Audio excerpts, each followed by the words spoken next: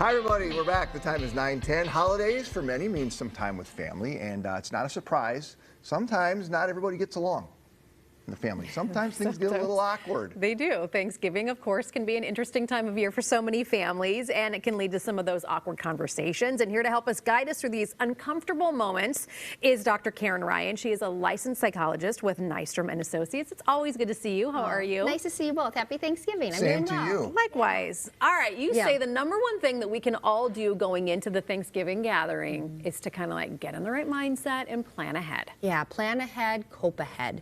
So anticipating who's going to be there. You know, who am I looking forward to talking to? Who do I normally connect with and feel really safe with and have fun engaging with? And who might be more of a challenge? Maybe they ask some more challenging questions or give more opinions, or somebody you just haven't seen in a while and you're like, I don't know how to talk with them. And so coping ahead, thinking about who's going to be there, and then thinking about what are you comfortable sharing. So when you get some of those hard questions or you get that, like, what do I want to share? How do I want to respond to that? If somebody asks me, how am I doing? Instead of just being, oh, I'm good, things are good. Can I think about what I might respond with? And that's going to invite and open more of a conversation. And then third, preparing for what you might ask others. So especially for those people you anticipate, oh, I haven't seen them in a while, I wonder how that's going, or what do I know about them? You can think about questions you might ask them. I like the idea of initiating conversations. And we were at a rare get-together a couple weeks ago, and the conversation came up, well, what are you watching? And that was like a half-hour conversation then, and I'm like, oh, well, look at, you can talk about things like that, right? 100%. Like, but thinking about it going in. Yeah, exactly, Chris, because then what you're doing is you're taking a little bit of control, and so you're not leaving that open space for awkward conversations or conversations that you don't really want to engage in. And so if you initiate and take that power to ask questions about, hey, what are the best series everybody's been watching? Or how about that Vikings game or the weather?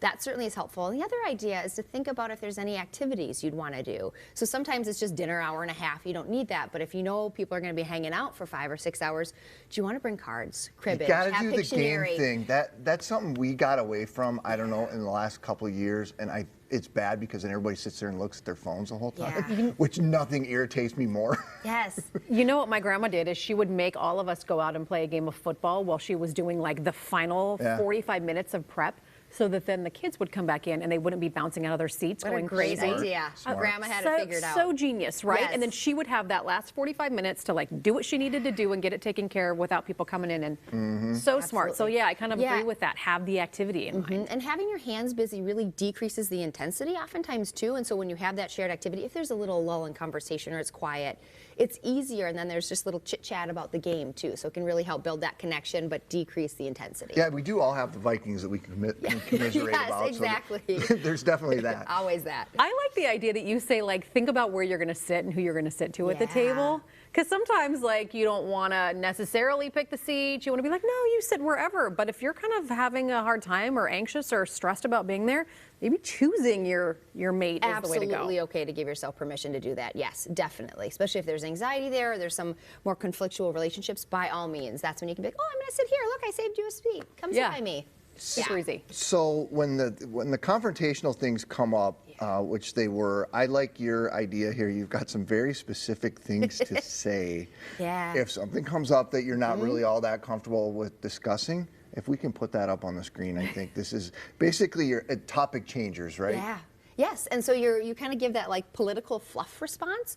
So if somebody's like, oh my gosh, talking about the elections and what if this, and you're like, oh yeah, that will be a big deal. And then just shifting it and asking a question. Or if they ask you a really hard thing about yourself, your personal life maybe, or about your job, or about something you don't want to talk about, be like, oh, that is a good question. You know, did you take that trip to Australia? Did you ever get there? And you just did flip there? it. You know what I mean? So you touch, and then if they, you know, that can be a nice kind of gentle way of doing it, but then also knowing it's absolutely okay and appropriate to be respectful and assertive. And if somebody keeps asking, just saying like, I would rather not talk about that.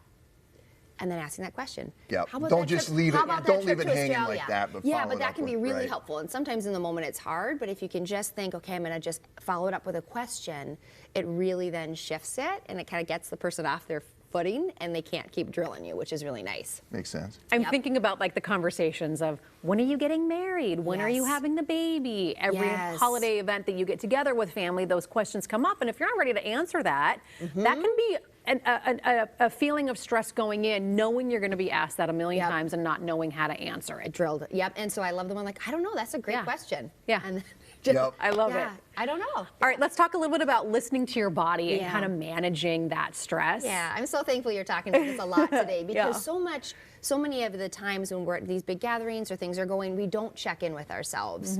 And so it's really just taking that second to think, how am I holding my body? How stressed am I? How tense am I? Like you said at the dinner table, like sitting down and taking that deep breath and slowing down. And then I think that the language I really like is like, I'm okay. Everybody's okay. This is a little awkward. Or, oh man, how's dinner gonna go? But right now we're okay. And then just relaxing that body and using that as a skill. So you also say it's a smart idea to set some boundaries and take some breaks if you have to. Absolutely. So I like, you've got, again, some very specific things to say to get yourself out of, I am going to go. I feel like you're going to be writing note cards at the end of this, and you're going to have them at your, your dinner spot tomorrow. I'm very much looking forward to getting ready, getting together with people tomorrow. I'm not worried about it, but I just have another beer and everything's fine. So like, I'm going to go get something to drink. Yes. Because that's that coping ahead. Yeah, Right. I'm going to go wash the dishes. I'm going to get something to drink. Or, oh, look, they just put out the dessert tray. Or, it was so nice to talk to you. And then you just get up and walk away. So it's not feeling like you're stuck there and you have to stay there. And you can certainly take breaks. Go to the bathroom. Go play with the kids. Take the dog outside. Help with the dishes. That's a great way to decompress and kind of get out of that. Again, another thing my grandma did. She was no dummy. She knew. Do the dishes. Get away from all of it. I like the idea, too, of having that escape. Because sometimes you feel like you are stuck in the conversation. And you don't know how to end it. And you don't want to be rude. And so being like, you know what, I'm going to go get some dessert. Walking away, having that in your mind is something you can do, and having that escape, I think, is really that permission, smart too. And especially if you're in a room and the conversation is shifting, you're not even in the conversation, and that's making you feel uncomfortable. You may get up and walk away. It's amazing how sometimes we don't feel like we have that permission, and absolutely permission to tap out, take breaks, anytime you need to. Are there any kind of like code reds, like oh God, this came up? I mean, can you just straight up like? Could you just not say, even I'm done? I'm it? done with this conversation. Absolutely, I'm done with this conversation, or I don't think this is a helpful conversation on Thanksgiving. Can we please shift the topic of conversation? Or I feel like this is gonna get heated, I'd rather not. Can we shift it so we have a good Thanksgiving together? Yep, or I'm not having this conversation. Well, because there's a lot of family drama. I mean, we're talking kind of like surface level stuff, but there are things can that be can be really very big. There can be a painful. lot of very Really, deep backstories there to that stuff. Yep, and you can soften it. Like, I love you. I know that's important. Can we please not talk about that today? Yeah. Okay. Yeah. You have permission. Have permission. Yeah. Dr. Ryan, thank you. My pleasure. Good to see you as always. Likewise. Happy Thanksgiving. Again, just for the record, I don't know why, I love getting together with my family. I know you do. I'm just I don't have any stress teasing about you. it at all. I'm just teasing you. Why is he laughing? My mom watches this show regularly. I don't need. Here we go. She's going to be watching right now. Oh. Nystrom and Associates provides care in the fields of family therapy, psychiatry, psychology.